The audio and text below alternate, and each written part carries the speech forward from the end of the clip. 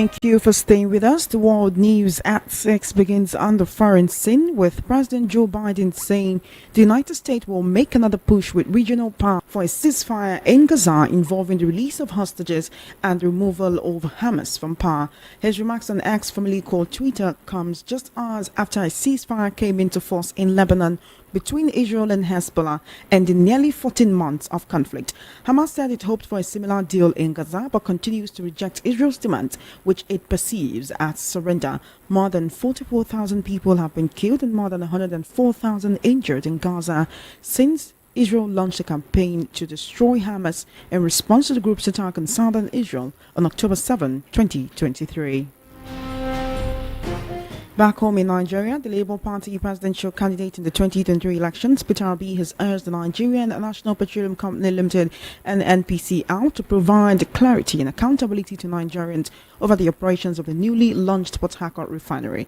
The Port Harcourt Refining Company Limited commenced operations in Rivers State on Tuesday after several failed deadlines by the management of the NNPCL.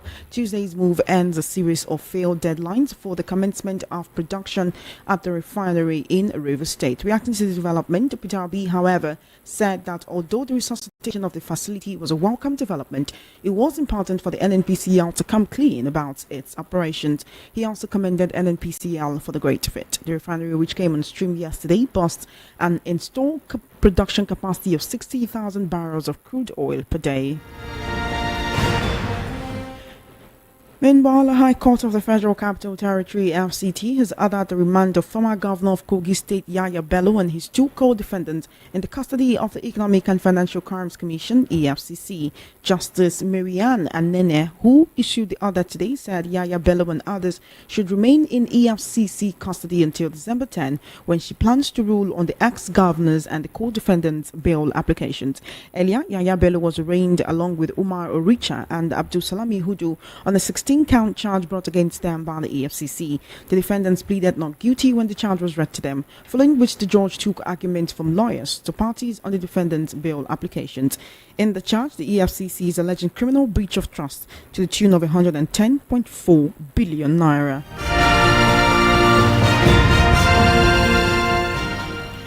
In the meantime, there was mild drama today over a move to suspend the Senate standing rules to allow members of President Bola Tinubu's economic team into the chamber during plenary. Senate leader Okpeyemi Bamidele had moved for suspension of other 12 to allow the Director General of the Budget Office and the Chairman of Federal Inland Revenue Service, Zacchaeus Adedeji, to provide detailed explanation to the Senate on the tax reform bills. But Senator Abdul Ningi suggested that such a conversation should be referred to the Senate Committee on Finance or Appropriations to interface with the team. However, the Deputy Senate President Jibrin Barau said the essence of suspending the Senate rule was to enable Nigerians to watch the debate on the 4 tax reform bills transmitted to the Senate by President Tinubu.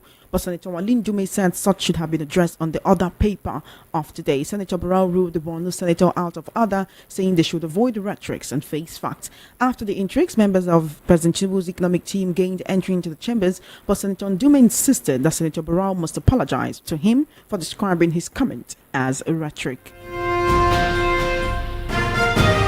Meanwhile, Chairman of the Presidential Committee on Fiscal Policy and Tax Reforms, Taiwo Oyedele, has alleged that the federal government has nothing to show for more than 60 taxes and levies collected across the country.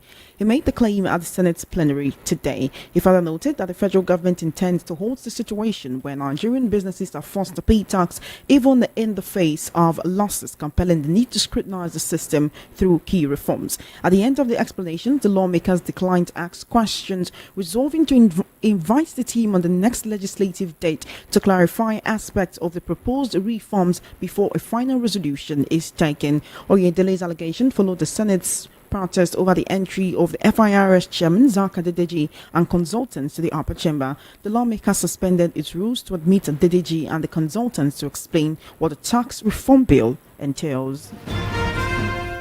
In a dreadful development, there is confusion in the Keke community, Kaduna Millennium City, over the abduction of a 2-year-old child and the 3 sisters. The incident reportedly occurred around 9 p.m. on Tuesday when their father was on a visit to his wife, who was admitted to the hospital with newly born twins. The victims are aged 2, 9, 12, and 15. Father of the victims, Yunusa Sakin Samarin Keke, said one of the children was an orphan under his care. According to him, the children's shoes were left scattered outside his gate. He added that he had not heard from the abductors, noting that it was only his house that was invaded that night. VP News further gathered that the Keke community and surrounding areas of Kaduna Millennium City have been terrorized by suspected bandits who usually kidnap residents for ransom.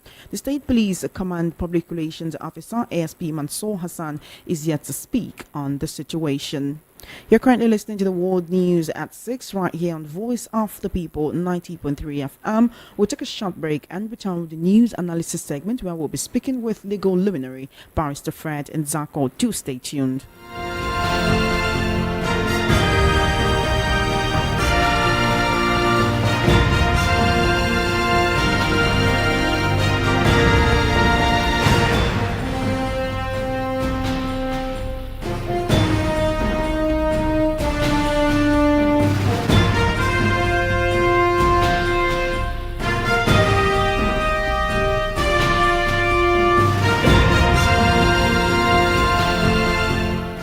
Welcome back. Now joining me, we have on the World News at 6 this evening, I have legal luminary Barrister Fred and Harcourt. Thank you so much for joining me on the World News at 6 and good evening.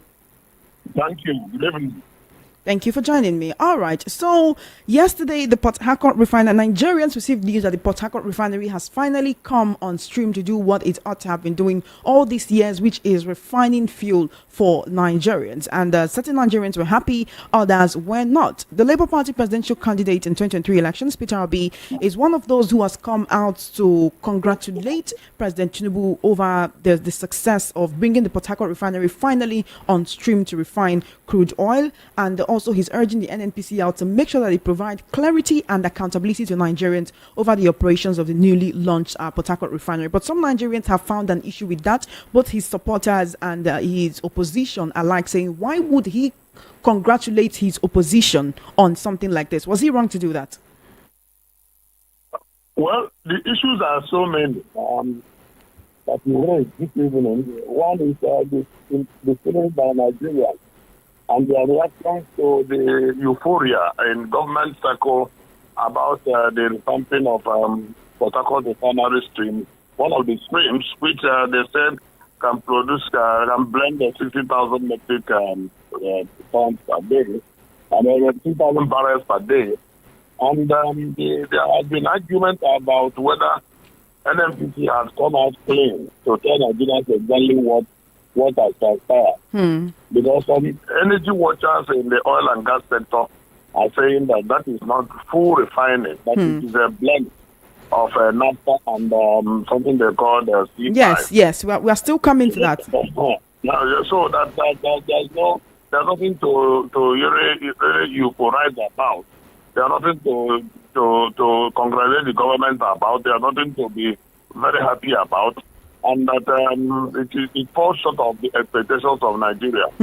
But Mr. President has expressed some kind of optimism and kind of happiness at the news. And some people are saying that the NNPC officials have not told Mr. President the real truth about the state of affairs.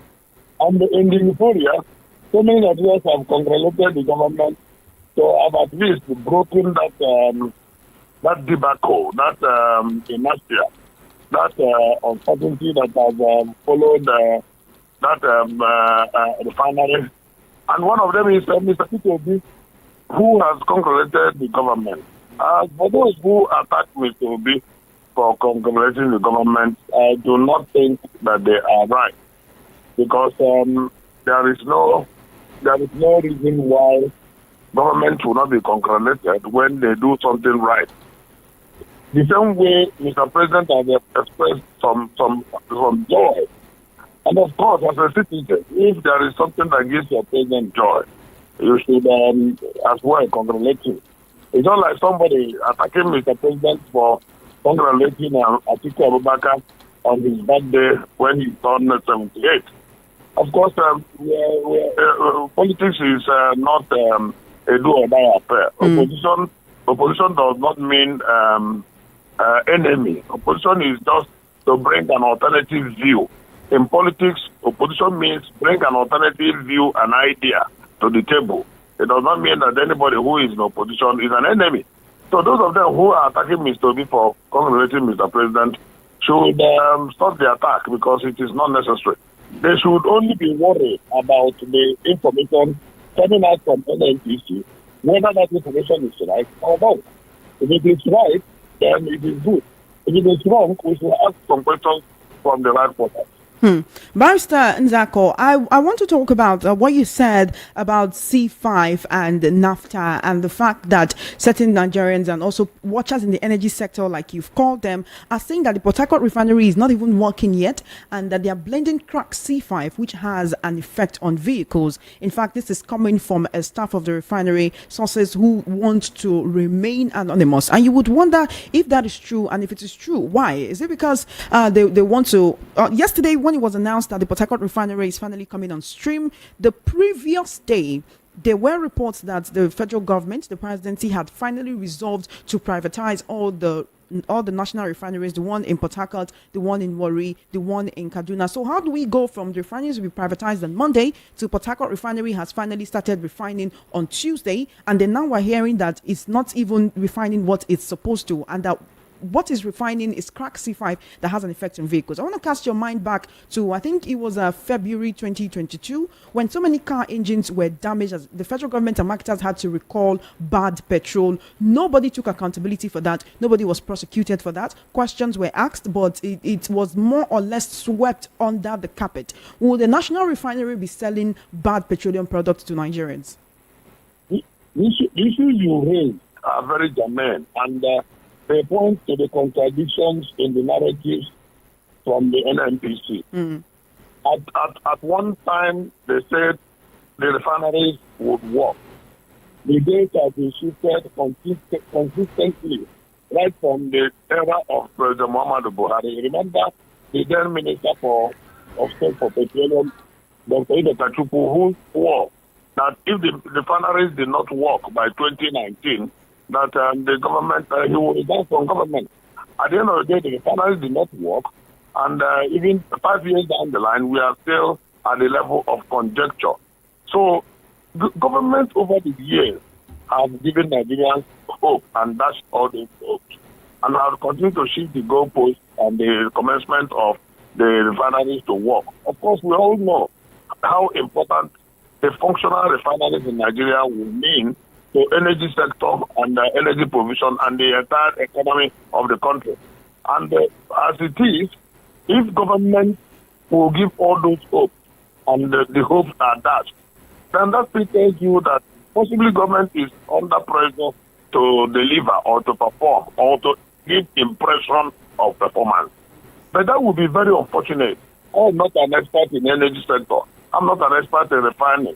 But the optics we are getting, the snipers we are getting, are not good. The information we are getting from the experts are not good. As a matter of fact, those of them who are saying with all emphasis that it is at best a blending facility that the NNPC is talking about, blending C5 and afterlife, which will eventually give you poorly rated fuel that is not a premium motor spirit.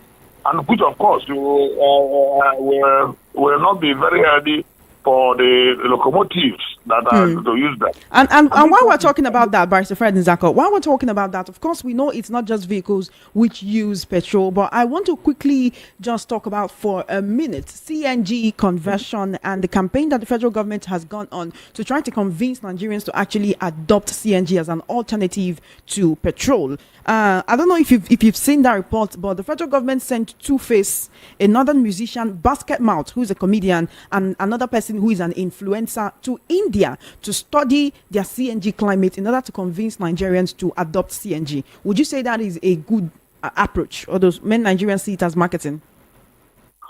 Government should stop this impression of desperation. Government should think through their policies and engineer the economy in the right direction. All those are giving impressions of trepidation and impressions of unnecessary fear and impression that the government is not thinking through its policy. I do not think that they need to send the influencers or entertainers or policy opinion holders to convince Nigerians about the utilization of the CNG. The experience is the best teacher. The experience that fellow had in Benin has gone around the country and has informed Nigerians that they must approach the CNG matter with caution. And above all, the government has said that any vehicle that is above 10 years is not fit to be fitted with CNG. You now ask yourself, how many vehicles that are owned in Nigeria are less than 10 years?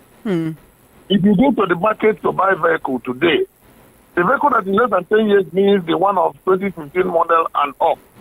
And then you can know that over 70 to 80% of the vehicles that apply Nigerian roads are not up to that specification and that standard. So what does that tell you? It tells you that we are very far from that experimentation. Some other countries that embrace CNG had even examined it and they decided that they were not going to continue with it. And the government officials only played politics with it. Experience is best teacher. We cannot be going through our policies through pick and choose and through trial and error. It is not healthy for any country to be doing trial and error with the life and the economics of Nigerian people. Barrister Nzako, one more. If CNG is going to work, okay. If it's not going to work, let us provide affordable petrol to drive the locomotives in the country. Barrister Nzako, one more question on this particular topic before we move on in the conversation on the World News at 6 this evening. Marketers are claiming that the fuel that they will be buying or they're buying from Port Harcourt Refinery is much more expensive than what is obtainable from Dangote Refinery. You recall that Dangote recently reduced the price which marketers will be buying fuel from him from about 990 naira to 970 naira per litre for oil marketers. These oil marketers have said that it will reflect in the prices that petrol will now be sold to Nigerians. But in all of this, there is no indication that it will be coming down to below 900 naira. Now, the same marketers and retail owners, Petron, is saying that the price of the Port Harcourt refinery fuel is 75 naira higher than what Dangote will be selling. So the national refinery, which is just coming on stream after many years of different promises, different broken promises to Nigerians, he's selling at 1,045 naira per litre. How much do they expect fuel to now be sold to Nigerians? Is it the same fuel that I suspected to be of lower quality? Is it the same petrol that they said is a blend of C5 and naphthalene? So which one are they talking about? We have to first and foremost look at the quality of the product before we begin to argue about the price. Barrister Nzako, you know that when Nigerians go to the filling station, they will not ask the person who's pumping out the fuel, what is the quality of this fuel? It is the duty of the regulatory agency to ensure that bad fuel is not sold to Nigerian people. It is the duty of government. Government is the owner of the regulatory agencies, all of them. They have their responsibility to ensure that the petrol given to Nigerians are pure petrol, that is not the type that will go and knock the engines of their vehicles or mess up their machines and the equipment. Government has that owed the people that responsibility. And it will be extremely unacceptable if such responsibility is not kept and the people now go and get the very bad experience. And we have always said that coming on stream of Dangote Refinery will not reduce the price of petrol. What will reduce the price of petrol is if our own national refineries work. And even with that, it will still not reduce it. When government was trying to push up the price of petrol, I was one of the people that said it is with a view to get to that price level before the national refineries will work. And I'm proving right because I understand that the particular refinery we are talking about was ready in September. And government was just waiting on for a time like this to release the product. Yes, there are unsavory stories about the product. I think NMPC should be better than what they are doing. Because they cannot claim to be private sector driven, whereas it is 100% owned by government. It is still a government operation. All right, then, Bryson Zako, I want to quickly talk about Yaya Bello, who has been remanded in EFCC custody until December 10, with about two others who the EFCC are alleging are co-conspirators in 110.4 billion naira suit, of course, brought by the EFCC. When you know what has been going on with Yaya Bello and how long he's been wanted, how he presented to the commission's office sometime during the year, and he was told, please go and come back, Oga is not around. And yesterday he presented again, and it was reported as EFCC finally arrest Yaya Bello. He appeared in court today, and he's been remanded in EFCC custody. But again, just like I told you before we came live on air, I saw a picture of him leaving the courtroom, all smiles, with the EFCC officials following him like bodyguards, right? How do we know that this case of Yaya Bello will move on to prosecution and possible incarceration if he is found guilty? How do we know that this will not be another case of a better I do on the Humanitarian Affairs Ministry, where she was just suspended and told to step aside? And up till now, we do not know the newest developments on that case. Yaya Bello, who calls himself the White Lion, has finally come out to face the music. Would he face the music till the end? One thing is sure and certain, until he's proven good. And the fact that he was arraigned in court today does not mean that he will be crying while in the courtroom. As a matter of fact, anybody who is even going to any detail center needs to fortify his mind and build up his spirit, because this is a trying time for him. And he does not need to show weakness in the presence of everybody. He needs to be strong for himself, for his family, and his associates. And he needs to always put up a smiling face so that he will defeat his traducers. That is his own impression. It is now the duty of the prosecution to bring the case they have against him and duly and formidably prosecute him and not persecute him. That difference must be stressed. That for everybody who is facing this type of issue, this type of allegation, to not be persecuted, we want diligent prosecution. Then the fact that the court has not even had his bail application for whatever that happened in court today was not his doing. Now, December 10 is give and take about 2 weeks from today. It is still not bad. On that day, we expect that the court will hear his application for bail, and we expect that the court should grant him bail and for him to perfect his bail conditions. There is no need trying to say, oh, because Yaya Bello had played hide and seek with the EFCC, that he needs to be punished. That means being judgmental or being or judging him before the time or condemning him before even prosecution. For whatever has happened between Yaya Bello and EFCC, I consider that as a Tom and Jerry affair. Vice President Zako. Okay. He has presented himself for trial. He is ready for trial. It is left for his prosecution to prove their accusation. And that is what the law says. Yes, I want you to remember the case of Bobrisky, right?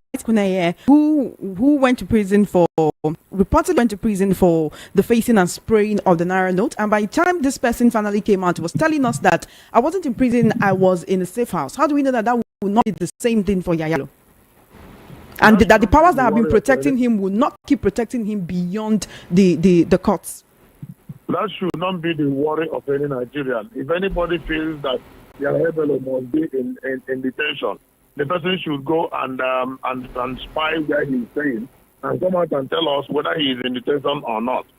The fact that something happened with somebody does not mean that it happened with another. And while even that one is still subject to verification and investigation. So the Nigerians will not express this type of hooray and satisfaction that Yaya Bello is going to be punished. He should not be punished, he should be prosecuted. We must draw the line of difference between punishment and prosecution. Punishment comes after diligent prosecution, and such will be pronounced by a competent court of law and not by the court of public opinion. Because public opinion is filled with emotion and sentimentalism, sometimes devoid of reason and sometimes devoid of evidence and fact. We want the prosecution to come with evidence and fact and then let the Yaya Bello defend himself. Must not be preached, because the law says, the Constitution says that he is innocent until he is proven guilty. All right, then. I want to quickly talk about the tax reform bill that seems to be dividing the Nigerian Senate. Actually, it entails, right? We know that the certain regions in the nation have not been happy about this tax reform bills. I want to point out a few things in the bills and talk about how it would affect Nigerians and other regions of the country, right? Now, a review of the VAT revenue sharing formula, where states will now take 55% of the revenue that they make instead of 50%. Federal government share of VAT revenue will shrink from current 15% to 10%. LGA shares will remain the same. Increase in VAT rate will be from the current 7.5% to 10% in 2025, 12.5% in 2026 to 2029, and will now be 15% from 2030. I really want to get your opinion on this tax reform bills, and how would it help Nigerians, or will it push Nigerians into more of a quagmire than we've already seen ourselves? The chairman of the Presidential Committee on Fiscal Policy and Tax Reforms, Taiwo Oyedele, have said that Nigerians and Nigerian businesses are being overtaxed. Nothing to show for over 60 taxes and levies collected across Nigeria from Nigerian businesses, and that this needs to stop. I do not expect that the tax reform bill would bring disorientation in the Senate, or divide the Senate into two, or fragment the Senate. What I expected the Senate to do is to first listen, get the information, then study the information, consult widely with their constituents, and then seek expert opinion, and then come back to harmonization table. Because there is nothing in the tax reform bill that is meant to undermine any particular interest or interest of any section of the country. Okay. The bill is not meant to even be of advantage or benefit to any section of the country. The one that they have in mind, and which everybody is on the list of most people, regarding the value-added tax. Let us remember that value-added tax is a consumption tax. And the consumption tax is based on what you consume. And then it does not make any economic sense that I will not consume anything and I will not be getting the tax on that consumption more than the area that has consumed the items that have generated such taxes. And moreover, taxation should also be on the basis of percentages to go to where it is derived. It is not to be shared on basis of equity or equality rather, but at least the equity in that will mean that if you generate more tax, you earn more from that tax. All right then, Barrister. If you generate very little, you should expect to earn very little. So I think that the people in Parliament should approach this tax policy with an open mind, so that there will not be an unnecessary political backlash and unnecessary politicking on account of that. It is meant for the country. If it is not good, they should say it, and then fine-tune it the way it will be good. Thank you so much. And not to bring in politics and sectionalism into tax matters. Thank you so much, Barrister Fred and Zako, for joining me on the World News at 6 this evening. I appreciate you. Thank you so much, and have an amazing evening. You've been listening to the World News at 6 right here on Voice of the People 90.3 FM. Just before we wrap up, let's take a look at the top stories again. You heard that the United States has pushed for Gaza ceasefire as Israel and Hezbollah reach a truce. Peter Obi urges accountability as Harcourt Refinery commences. Court remands Yaya Bello and two others in the EFCC custody. Tax reform chairman knocks federal government over multiple taxation on Nigerian businesses. Toddler and three siblings abducted in Kaduna estate. And that is a wrap on the World News at 6. My name is Chioma Innocent. Good evening and thank you for listening.